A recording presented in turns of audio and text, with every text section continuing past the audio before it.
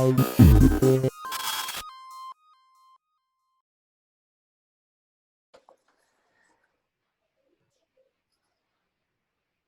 gente, que bom estar aqui de novo. Hoje a gente está com uma edição especial do Expresso Aptari, porque surgiu um assunto que a gente achou muito importante esclarecer para o nosso público. Agora, na quarta-feira, o governador de São Paulo, o João Dória, anunciou um plano de flexibilização das regras de isolamento social, falou que ia abrir os comércios, shopping center ia poder abrir, e aí o prefeito de São Paulo, Bruno Covas, falou, não, calma aí, não é bem assim, a gente ainda tem que avaliar o plano de flexibilização. Então, ficou todo mundo muito confuso em relação a abre ou não abre e o que isso representa na minha rotina. Quer dizer, será que acabou a quarentena? Não acabou a quarentena? Então, para esclarecer esse tema para a gente convidou a nossa querida doutora Maísa Cairala. A doutora Maísa Cairala é geriatra e ela é coordenadora da Comissão Especial Covid-19 da Sociedade Brasileira de Geriatria e Gerontologia.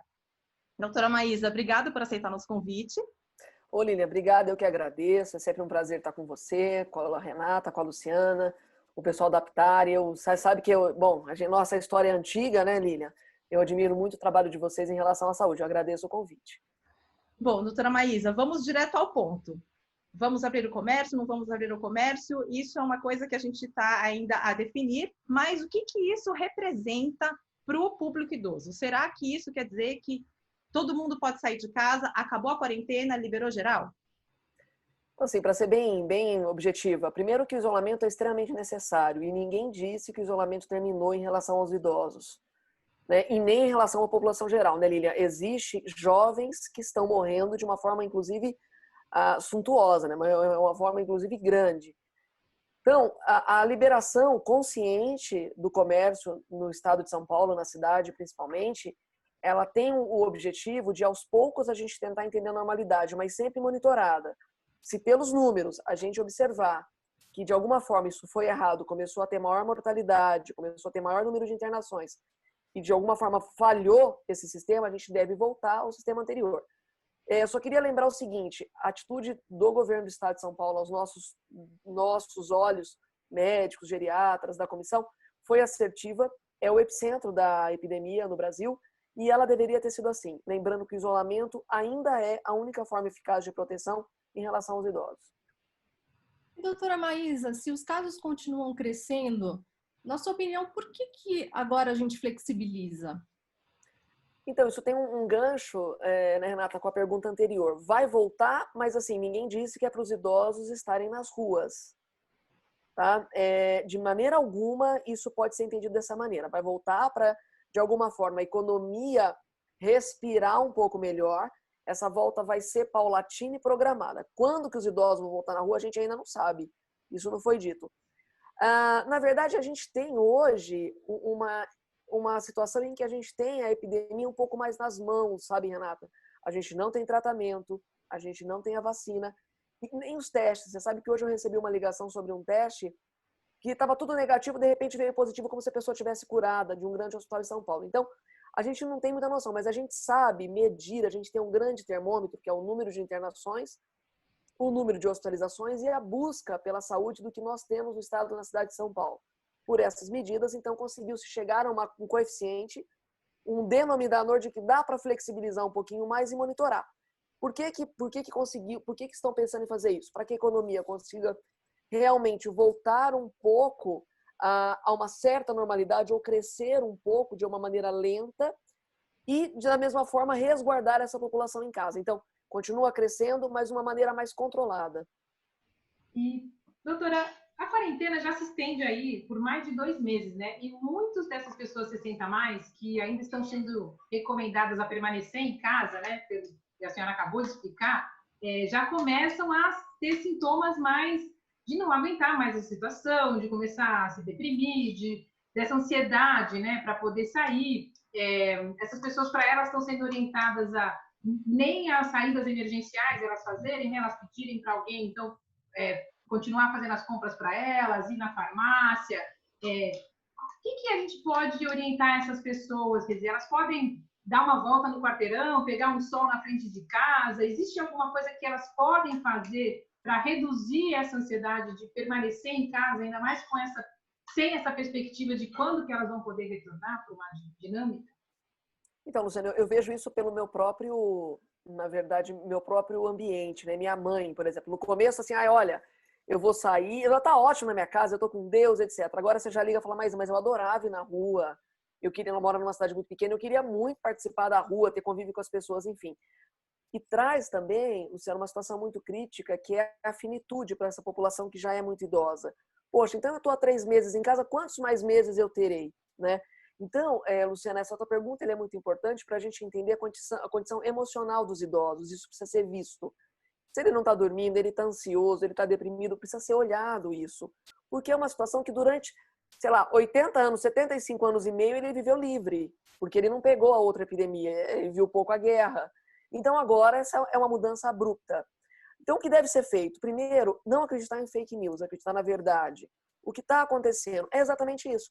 É uma epidemia em que o isolamento ele é necessário, a população idosa é acometida por causa da imunossenescência, que é o envelhecimento natural do sistema imune, e o idoso acometido realmente ele tem mais complicações. Mas isso precisa ser feito de uma maneira sustentável, tanto emocionalmente, né, quanto da forma da saúde dele no modo geral. Por exemplo, se ele precisar fazer os exames, ele precisa fazer os exames, evitando aglomerações e com muita seguridade, né? Se ele precisa do cuidador, do fisioterapeuta, que seja feito assim. Mas olha, Luciana, não é hora ainda da gente dizer para ele, realmente, você pode sair, você pode ir ao supermercado. Eu entendo que a gente está mais próximo do fim do que há 2 meses, quando tudo isso começou, que a gente nem acreditava que isso teria. Mas eu também não posso ter esse horizonte seguro e te dizer quando será. O que eu orientaria? Sim, olhar numa janela, andar debaixo no prédio, embaixo, com toda a segurança, evitando aglomerações, se expondo mais ao sol, inclusive nos dias agora de mais de inverno. E, novamente, Luciana, ter a resiliência e a paciência de que isso vai passar e falta um tempo. Acho que é um recado que eu posso dar a eles. Então, doutora, só para a gente reforçar, para não ficar aquela impressão de o shopping abriu, então eu posso visitar meus familiares, posso ir ver meu neto, recebê-lo em casa. Como é que fica a família? Olha, Renata, eu tenho certeza de que a população vai entender exatamente isso nas entrelinhas.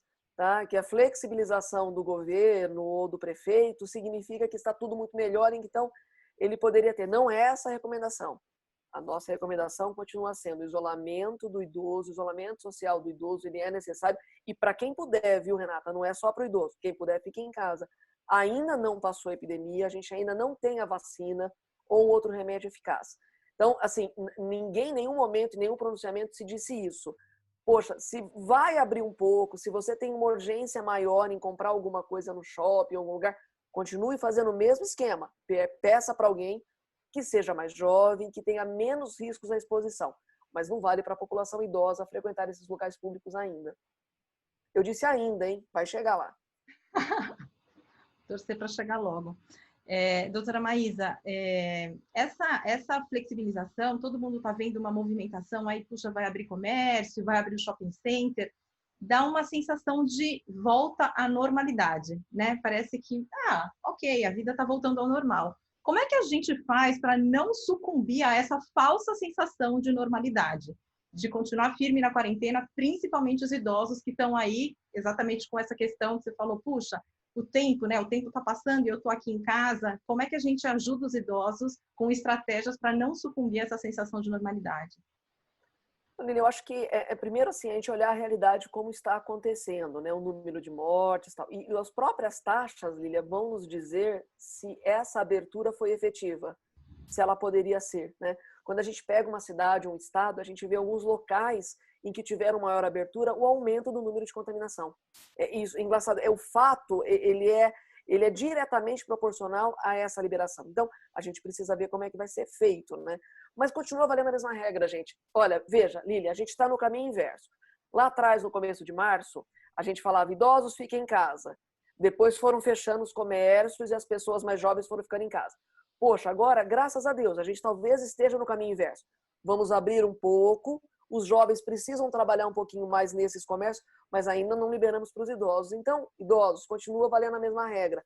Por hora, vamos ter um pouco de paciência e ficar em casa. Não é para ir no shopping, as lojas não foram abertas para essa classe, para essa faixa etária ainda. Então, o que eu poderia dizer a eles? Um pouquinho mais de paciência, realmente é necessário. Bom, doutora Maísa, ficou alguma pergunta que a gente não fez, que você acha que seria importante fazer, algum ponto que você gostaria de esclarecer ou ressaltar para essa população 60 a mais? Principalmente nessa fase, no começo do caminho inverso que você mencionou? Não, eu acho que duas características importantes. É uma doença escura, que a gente não vê, e que quanto mais a gente fica em casa, parece que não valeu a pena. Isso não é verdade.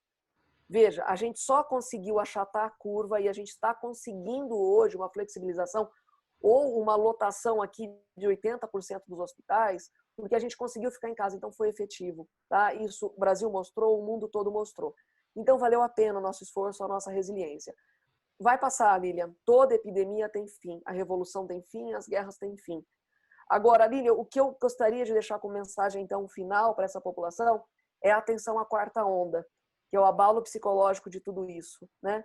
Que eu acho muito importante. Acho que as pessoas precisam ser vistas e falar, as pessoas conversar mais sobre isso.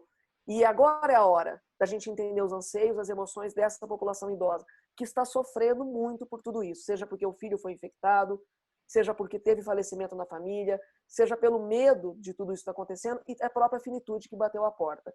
Então, o que eu deixaria de recado?